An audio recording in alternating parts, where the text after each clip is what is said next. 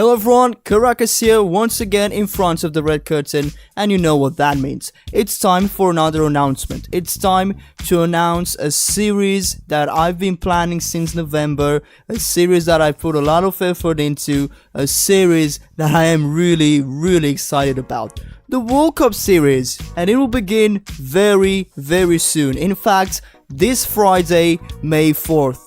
Now let me go into detail a bit. I, of course, will try to make this as authentic as possible. And here is what I've done or am currently doing to make this possible. Fortunately, a week ago, Data Pack 4 has been released for PES, and that has updated the kits for most of the national teams that will take part in this year's World Cup. For the other teams that are not licensed and haven't received any new kits, I've updated them myself, with a few exceptions. First of all, Iceland.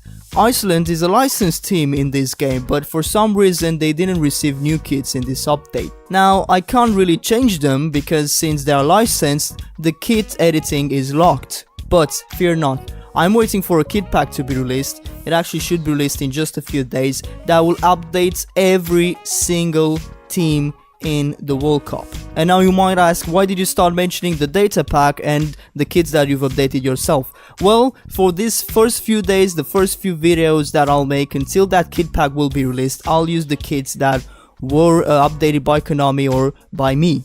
What this kit pack doesn't include, and I myself can't update, are Denmark and Iran. Now they're a special case. There is no kit made for them for this game because they announced no new kits yet for the World Cup.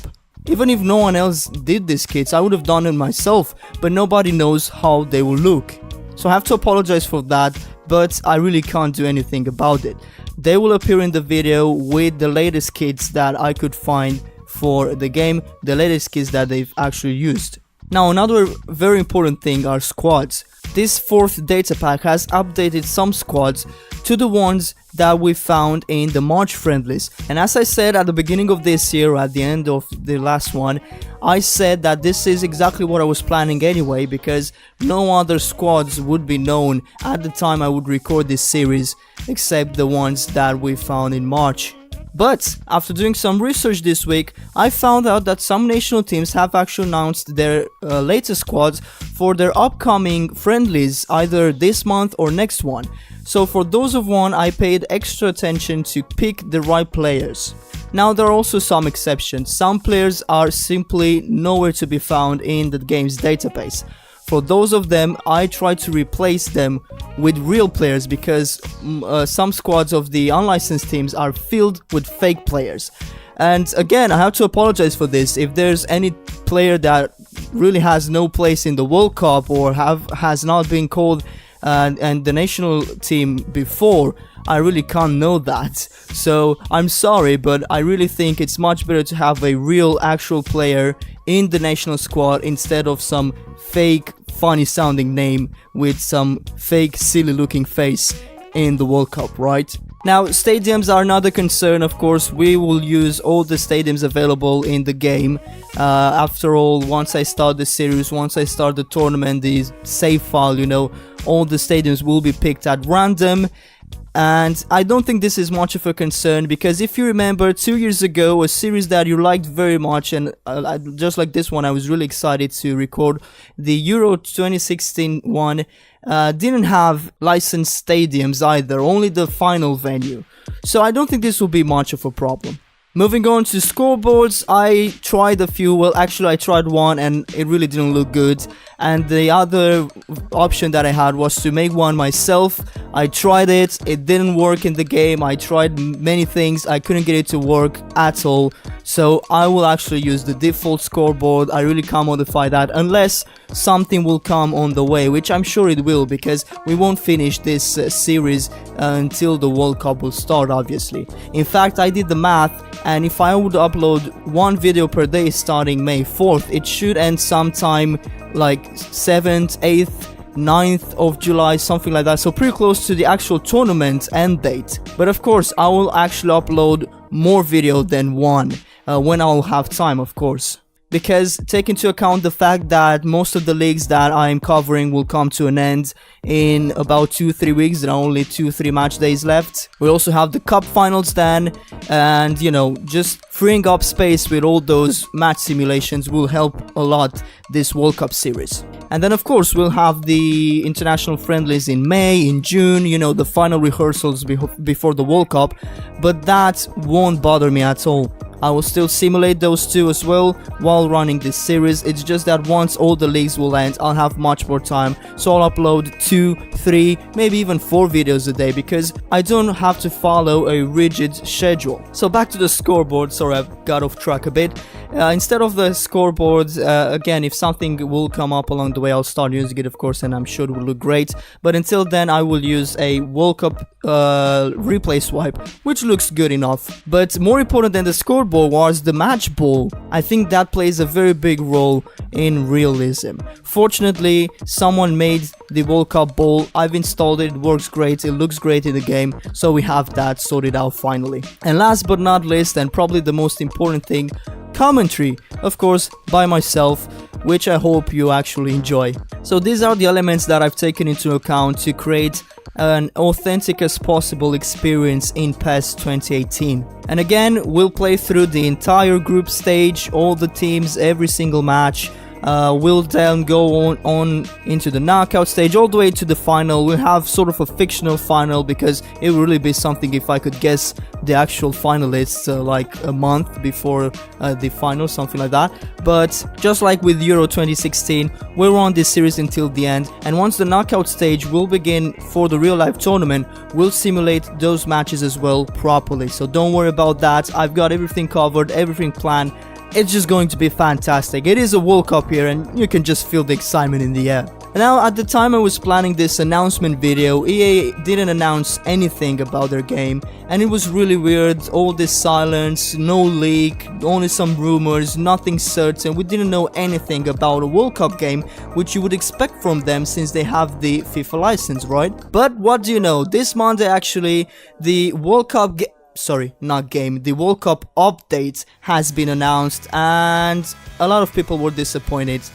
I was kind of disappointed too. Why? Well, first of all, it's a DLC, it's not a standalone game.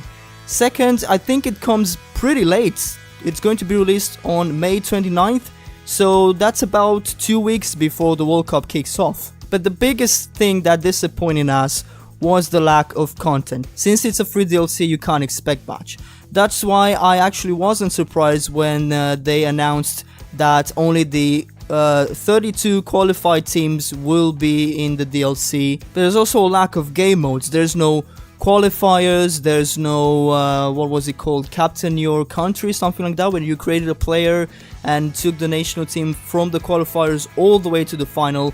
That was really exciting. I haven't actually played World Cup 2010 and 2014 because it didn't come out on PC, so I guess from this point of view I should be happy that we finally get a PC World Cup game. But it's not a game, it's hard to call it a game when it's merely an update. And I think we haven't heard anything since the beginning of this year, because to be honest, I think they did this in the past couple of months or so. Why? Because what did they do? They added, I think, a few teams that were in the game. I'm not sure. I think Panama and Costa Rica were not in FIFA 18. I'm not sure. I don't really know the national teams very well in FIFA because I don't play FIFA that much. And the matches I simulate on my channel from that game are usually league matches, so I don't really touch on national teams. But other than that, they updated the kits, which PES did too, but not all the teams since they don't have the license.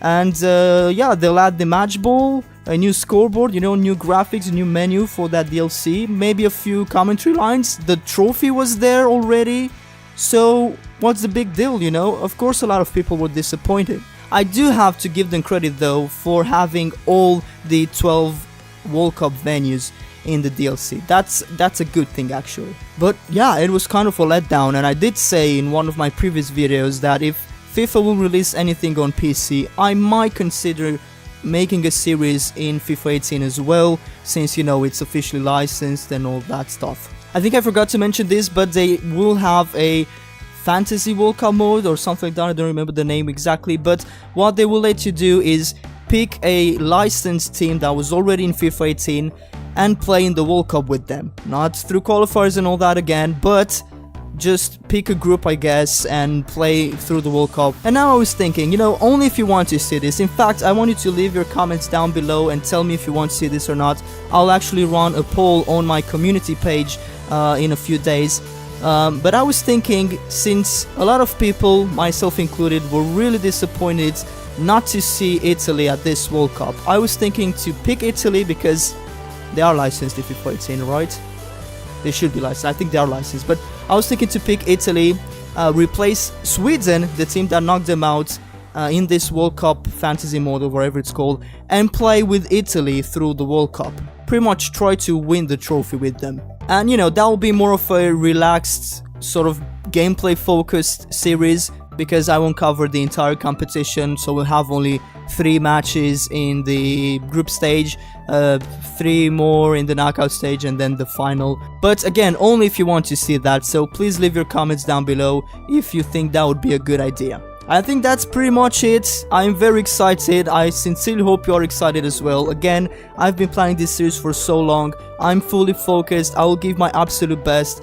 I will try to make this as realistic as possible and just make a very entertaining series that I hope a lot of people will enjoy. So if you are excited about everything that I announced in this video, if you're looking forward to this World Cup series, feel free to subscribe if you haven't already. I'd really enjoy to have you on board for this great journey. And if you like my content and you would like to support me in making it, do consider donating to my Ko-fi page. You'll find the link down below. Ko-fi is a great service for direct donations to your favorite creators. Unlike Patreon, you won't be locked into a monthly subscription service. You can donate as much as you want at once, or as many times as you want, whenever you would want. It would really mean a lot. It would really help me, and I would truly appreciate it. So thank you for watching this video. Again, I hope you're really excited as I am. I think you can see that. And I will see you on May 4th in just 2 days with the opening match of the 2018 World Cup in PES 2018. Thank you for watching, and I hope to see you then.